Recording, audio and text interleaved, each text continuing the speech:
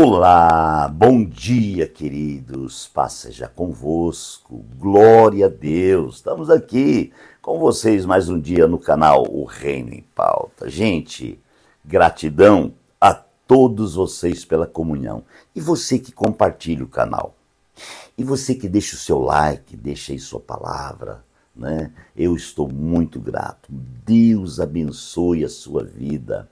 Deus continue te usando de forma tremenda. Gente, o propósito do canal é levar uma palavra, um pingo d'água, uma reflexão ao coração de muita gente. E para que esse canal tenha um alcance maior, eu preciso da sua ajuda. Só você pode cooperar, você pode ser um cooperador do canal como? Se inscrevendo, compartilhando, vendo o vídeo.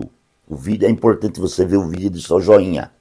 Porque se você ver 2 minutos do vídeo, não deixar nenhum joinha, não resolve. Agora, se você ver o vídeo, deixar um joinha, gente, vai ser importante. Faça isso, vai ser uma benção. Tá? Tenha como hábito todos os dias, quem sabe na hora do café, quem sabe indo para o trabalho, né? Muitos irmãos não conseguem ver o vídeo, mas conseguem ouvir o áudio. Então a nossa equipe organizadora envia também o áudio. Aqueles que não podem ver o vídeo, então ouve o áudio e da mesma forma é abençoados. Mas é importante você se inscrever. É importante você deixar aí o seu like.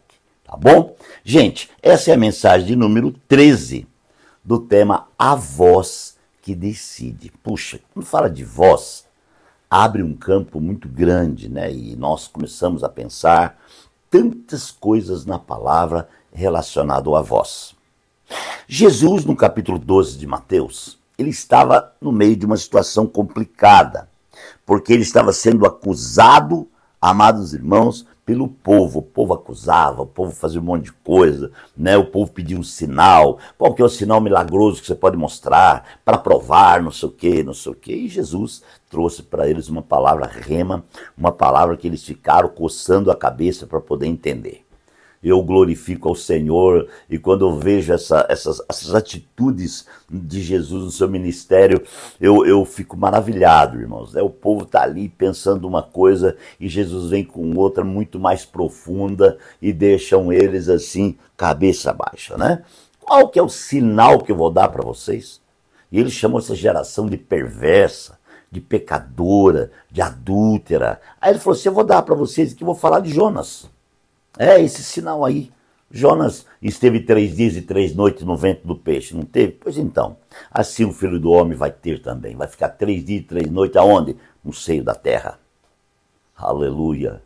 Amém, irmãos. Que eles ficaram sem entender. Essa voz aí, difícil de entender. Hoje, eu e você conseguimos entender, porque através da morte e ressurreição de Jesus, nós conseguimos vencer. Somos vencedores por Ele e somos mais do que vencedores, diz a Bíblia, por aquele que nos amou. Então, glória a Deus, né, pelos 3 dias onde Jesus ressuscitou. Ao 3º dia, pela manhã, e ali então nos deu vitória. Meus amados, mas aí a palavra continua, porque Jesus estava falando com uma geração perversa.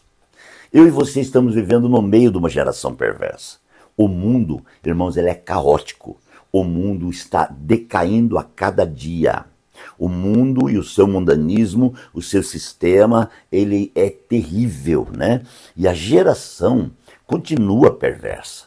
A perversidade, ela continua se multiplicando a cada dia. E eu e você, como igreja, como cristãos, né? Independentemente da denominação ou religião, mas eu e você, a Bíblia nos chama de luz do mundo e sal da terra.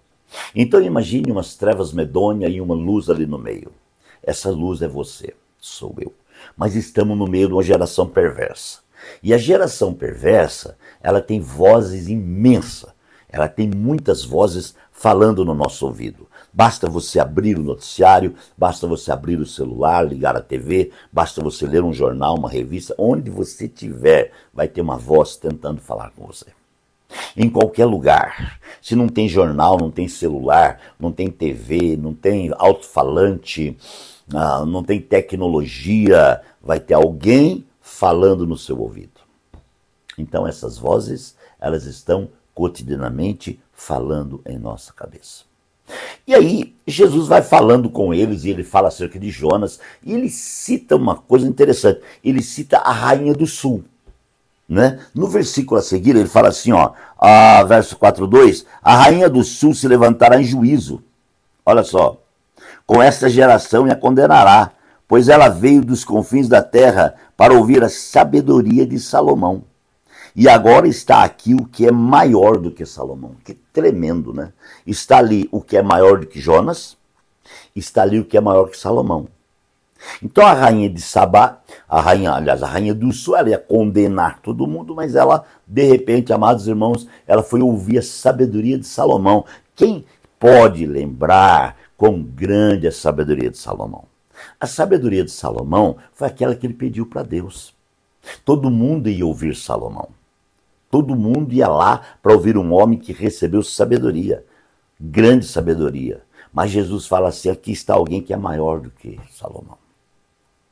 E aí, amados, ele fala uma coisa interessante nessa palavra. Ele fala do que acontece com a geração perversa. A geração perversa, ela deseja se livrar da sua perversidade, mas ela não consegue. Então existe um montão de gente correndo atrás de paz, de libertação, de alegria, de bem-estar, e muitas vezes até recebe, né, mas não consegue. Por que não consegue? Porque recebe, mas a semente que recebeu não frutifica.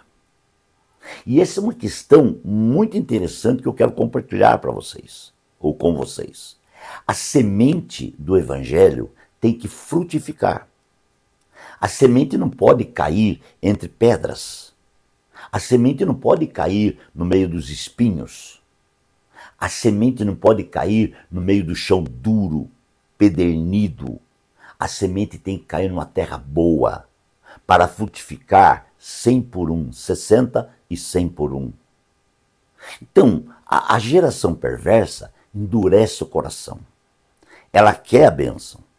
Ela quer alegria, ela quer paz, mas o coração está duro. E aqui Jesus termina essa palavra, pelo menos até a penúltima parte, e ele fala uma coisa interessante que eu quero meditar com vocês.